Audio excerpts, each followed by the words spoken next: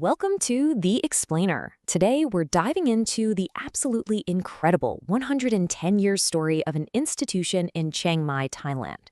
It's a place that has completely reinvented itself over and over, all while holding on tight to its original powerful mission. Okay, so to really get this, I want you to picture something.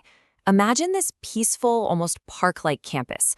It's so beautiful, it's actually considered a piece of living heritage. We're talking giant, 100-year-old trees making this cool canopy over these quiet little lanes, a truly peaceful garden right on the Ping River.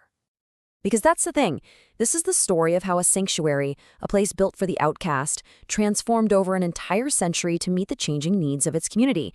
It's just a remarkable journey of faith, of adaptation, and really, of unwavering compassion. So here's how we're going to walk through this incredible story. We'll start with its founding as a leprosy asylum, see how it pivoted to focus on longevity, explore the modern care it provides, understand its core mission, and finally look at its lasting legacy. All right, let's go way back to the beginning, the early 1900s. At that time, a deeply feared and totally misunderstood disease was creating a huge crisis. But it was met not with more fear, but with what was really a radical act of compassion. And what's wild is just how quickly this whole thing grew.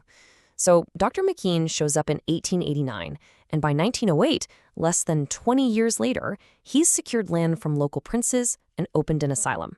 Now get this, it started with just 6 patients, but it grew so fast that within 2 decades, the king himself was visiting to honor the work being done. You have to understand, back then, leprosy wasn't just a disease. For many, it was a social death sentence. It was seen as incurable, people thought it was highly contagious, and the stigma was just intense. Sufferers were literally cast out.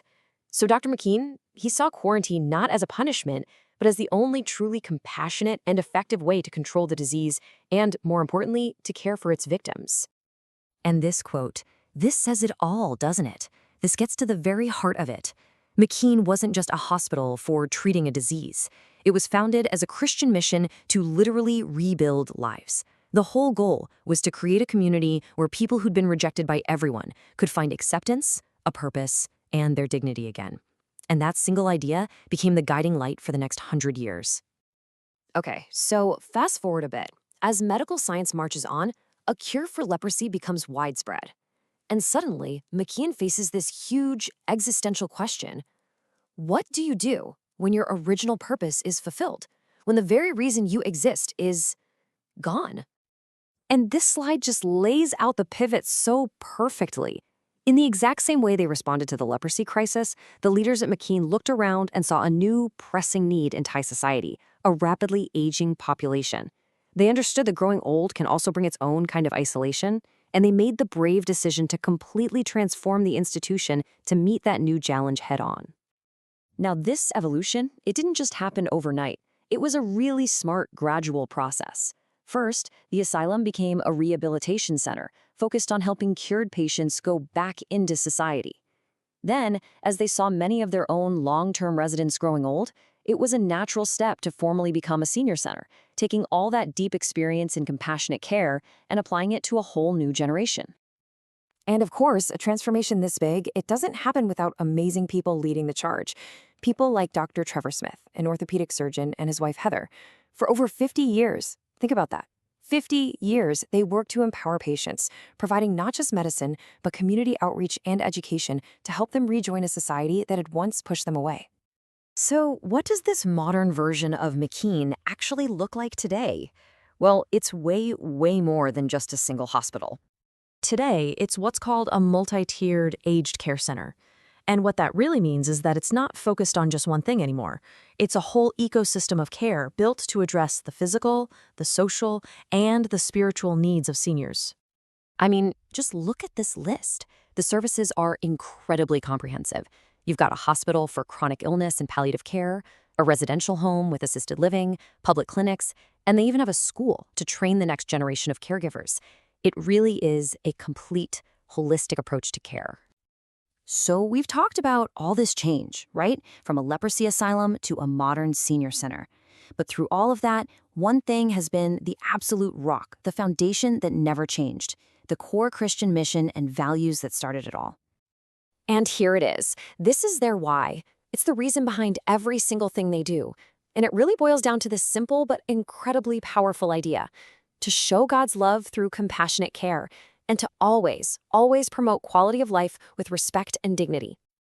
And these 5 core values, this is how you turn a big mission statement into daily action.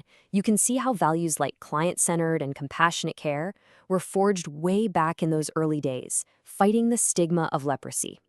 And today, those same values ensure that every single elderly resident is treated as a whole person, with dignity and empathy. Okay, so let's bring it all together. What's the real impact of this century-long legacy? And maybe more importantly, where are they going from here? Timelines and stats are one thing, but the real impact, it's in stories. Stories like this one from Wenai. He still struggles with complications from leprosy, and the affordable, high-quality care he got at McKean's hospital meant he could manage a foot ulcer and keep working to provide for his family. It's a direct line right back to that original mission. And it's so important to remember, they are not doing this vital work alone. They can't. It thrives because of this strong network of partners, from local churches and universities to international NGOs, all of them working together to support the mission. So in the end, the mission just keeps on evolving. The vision for the future is to become a model Christian center for holistic elderly care. And their long history of creating a supportive community for people facing disease and stigma, well, it uniquely prepares them for modern challenges like dementia care. They're still serving body, mind, and spirit. So the story of McKean really leaves us with this final thought.